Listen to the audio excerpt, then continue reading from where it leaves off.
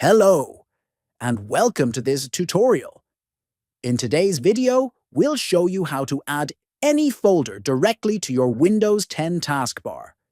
This is a quick and useful trick to boost your productivity and access your files faster. So, let's get started and walk through the process, step by step. Right-click on an empty space on your taskbar.